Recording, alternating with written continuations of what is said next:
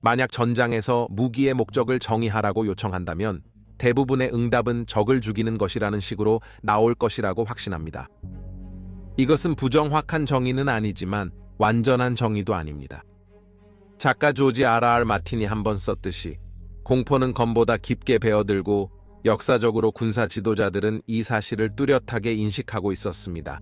결과적으로 무기의 효과는 종종 적을 죽이는 데의 효과만으로 판단되지 않고 생존자에게 불러일으킬 수 있는 공포의 수준과 그 공포가 적군 사이에 어떻게 퍼져나가는지에 따라 판단되었습니다. 역사적으로 무기를 사나워 보이게 하는 것에 많은 중요성이 부여되었지만 지난 세기의 전쟁에서는 소리를 무기로 사용하는 것에 대한 인식이 점점 높아지고 있습니다. 이런 인식은 100년 이상의 산업적 영감을 받은 전쟁에서 나왔으며 기술은 각각 고유의 소리를 가진 수많은 무기를 생산해냈습니다. 이 소리는 그들의 치명성과 결합되어 그들을 직면한 사람들에게 공포를 불러일으키는 일련의 무기를 만들어냈습니다. 이번 세계의 전쟁 에피소드에서는 우리는 제2차 세계대전에서 가장 무서운 4가지 무기의 소리를 탐구하고 그들이 전장과 전체 전쟁에 미친 영향을 살펴볼 것입니다.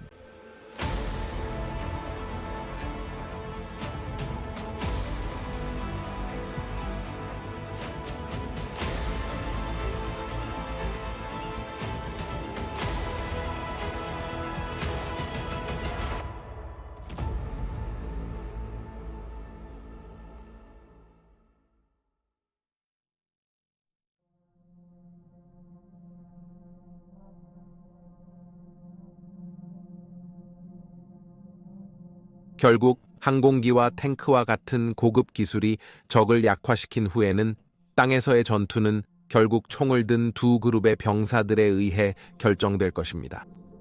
항공기가 땅을 지키는 것은 불가능하고 탱크는 가능하지만 연료, 유지 보수, 탄약이 필요하다는 것입니다. 동시에 바주카나 유명한 펜저푸스트와 같은 대전차 무기를 가진 적군 병사들이 숲이나 건물에 숨어 있을 때 취약하다는 것입니다. 이러한 이유로 전쟁에서는 항상 보병의 자리가 있을 것이며 결과적으로 보병 무기에도 자리가 있을 것입니다. 그러나 전설적인 밀가란나 제2차 세계대전에서 유명한 독일의 MP-40과 같이 그들이 싸운 전쟁의 성격을 상징하게 된 많은 것들이 있지만 소리를 내는 것으로 악명을 얻은 것은 소수뿐이며 그 소리가 적의 움직임을 억제하는 데 얼마나 효과적인지가 그 일부가 되었습니다. 독특한 소리를 내는 무기 중 하나는 독일의 MG-42 기관총입니다. 이전에 MG-34에 대한 보다 비용 효율적인 대안으로 설계된 MG-42는 독일 보병에게 뛰어난 지역 거부 무기를 제공했는데 이는 적이 열린 지면을 가로질러 이동하는 것을 막기 위해 충분한 탄환을 발사할 수 있었음을 의미합니다. 이 지면에서는 그들이 7.9임 총알의 치명적인 부하를 피할 수 있는 피난처가 거의 없었습니다.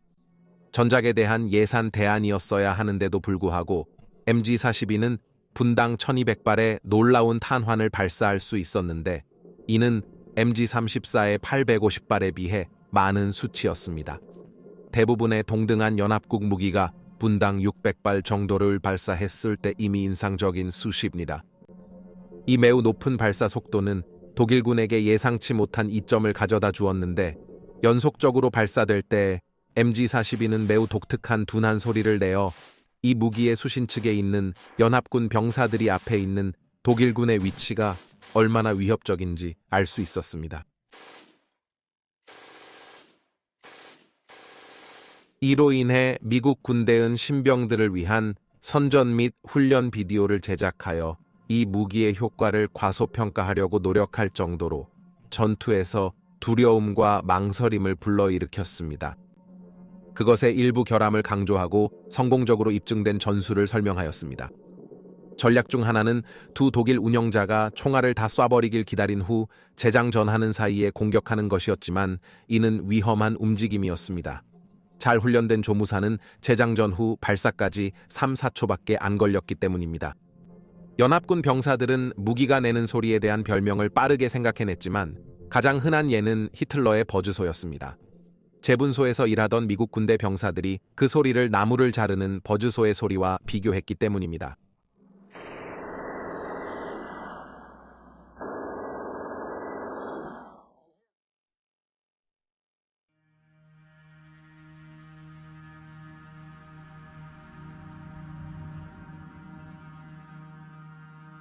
제1차 세계대전 동안 러시아 제국군의 장군들은 포병을 전쟁의 신이라고 불렀습니다. 그것은 하늘에서 파괴를 내리는 것이 가능했기 때문이지만 적군의 병력 형성을 파괴하는 것뿐만 아니라 많은 경우에는 실제로 전투가 벌어진 땅을 재구성하는 것이 그것의 힘이었습니다. 레닌과 그의 공산주의 세력이 1917년 혁명 이후 대부분의 오래된 제국의 방식을 없애버렸지만 이 포병에 대한 높은 존경은 소비에트 연방 시대로 이어진 소수의 사고방식 중 하나였습니다. 소비에트 연방의 레드 아미는 항상 다른 전략보다 하나의 전략을 선호했고 그것은 단순히 그들의 숫자의 엄청난 무게와 물론 무거운 화력으로 적을 압도하는 것이었습니다. 1930년대 후반에 세계가 재무장하는 것처럼 보일 때 소비에트 연방의 엔지니어들은 새로운 포병 부대를 개발하기 시작했지만 일반적인 총기류 무기 대신 이것은 폭발성 포탄 대신 로켓을 사용할 것입니다. 결과는 카투샤 로켓 포병 시스템이었습니다. 1939년의 로켓 포병은 신규 무기가 아니었습니다. 카투샤와 같은 무기의 조상은 고대 중국까지 거슬러 올라갈 수 있지만 유럽과 북아메리카의 산업 강국들은 총형 포병을 선호하여 그들은 실제로 대규모로 채택된 적이 없습니다. 1930년대까지 그들은 화학적 기술 부재로 효과적인 무기를 만들 수 없었습니다. 그러나 반면에 카투샤와 같은 무기들은 이제 전통적인 포병과 경쟁하기 시작하고 몇 가지 주목할 만한 이점을 제공하고 있었습니다. 무엇보다 발사기는 매우 저렴하고 간단하게 제작할 수 있으며 이미 손쉽게 생산되고 있는 다양한 차량에 장착할 수 있었습니다. 이는 발사 후 빠르게 이동할 수 있어 매우 이동성이 좋았고 이로 인해 독일군이 대응 포격을 하기 어렵게 만드는 추가적인 이점을 가지고 있었습니다. 카투샤 로켓은 대형 목표 지역에 치명적인 폭발물을 전달할 수 있었으며 병력이나 탱크 편대를 효율적으로 파괴할 수 있었습니다. 그러나 두 가지 중요한 단점이 있었습니다. 첫째, 이 로켓들은 포탄보다 정확도가 떨어져 대규모 목표 지역, 예를 들어 집결지나 방어선을 공격할 때만 실제로 효과적이었습니다. 둘째, 포병보다 전체 일제 사격 재장전이 훨씬 더 오래 걸렸습니다.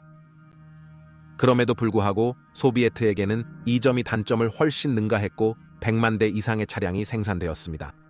독일 군인들에게는 발사되고 난 후 하늘을 날아가는 카투샤의 소리가 동부 전선에서의 그들의 고통의 배경음악이 되었습니다. 그들은 그것을 교회 오르간을 닮은 발사기를 참고하여 스탈린의 오르간이라고 별명 지었고 목표물로 질주하는 로켓의 독특한 울음소리에 트라우마를 겪게 되었습니다. 여우굴에 웅크린 독일 군인들은 그들이 착륙하면서 땅이 폭발로 흔들리기 전에 카투샤의 끔찍한 노래를 듣게 될 수밖에 없었고 그들은 다음번에는 그들 위에 착륙할지 궁금해하면서도 두려워했습니다. 이것은 가장 강인한 사우스 수단 병사들마저도 공포에 빠뜨릴 충분한 것이었습니다.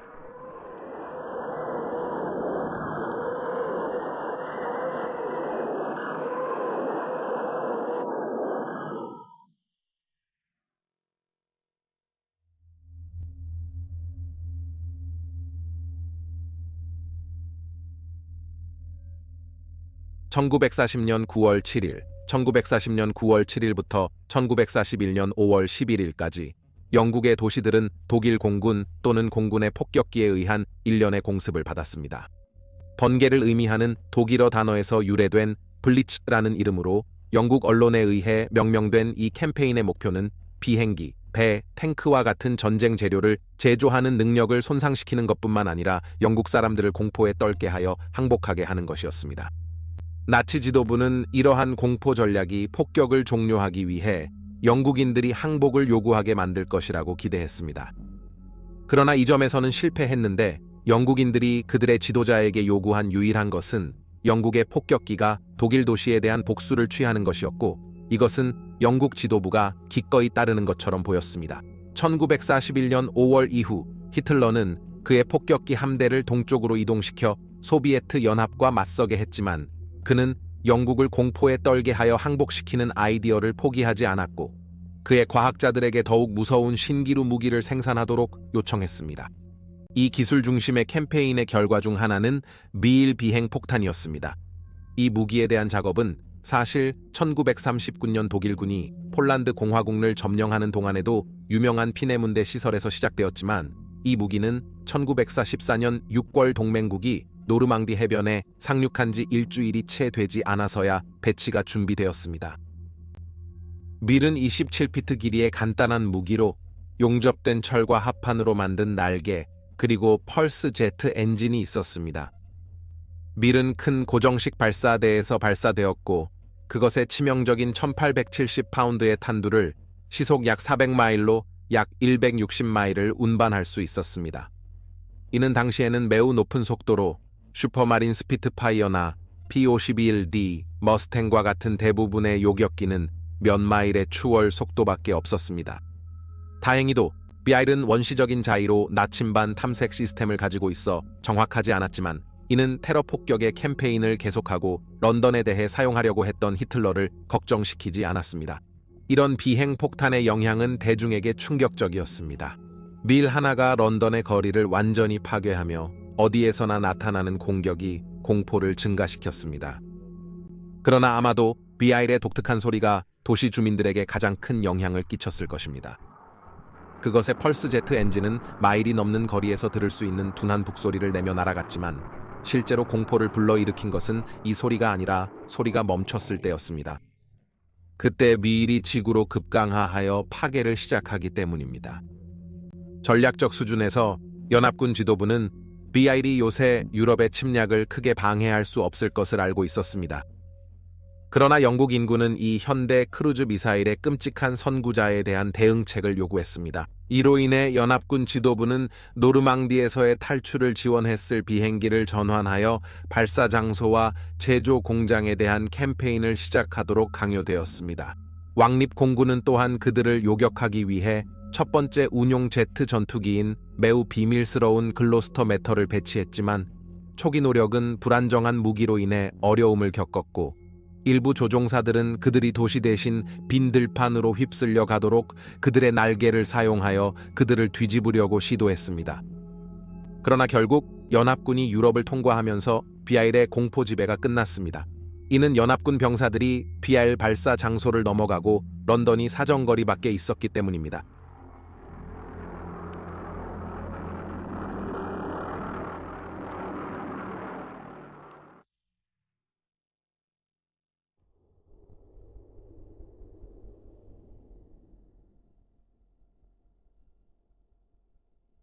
우리가 이전 항목에서 언급했듯이 나치 독일의 지도부는 공포를 무기로 사용하는 것을 확실히 믿었지만 가장 이상적인 조건에서도 비아일은 적에게 진정으로 효과적인 무기가 아니었습니다. 그러나 독일의 무기고에는 끔찍한 소리로 적에게 공포를 불러일으키는 또 다른 무기가 있었고 적어도 잠시 동안은 가장 유용한 전술 무기 중 하나였습니다. 이것은 주-87 슈투카 다이브 폭격기였습니다. 1930년대 독일이 재무장하면서 나치 군사 지휘관들은 주로 전장에서 육군을 지원하는 도구로서 항공기를 보았습니다. 그래서 그들은 지상군 지원 및 적의 공중 공격 방어를 위한 단거리 항공기를 우선 선택했습니다. 융커스 주-87은 이 시기에 등장한 항공기 중 하나로 당시 점증하는 전 세계의 항공기 중 하나였고 다이브 폭격에 최적화되어 있었습니다.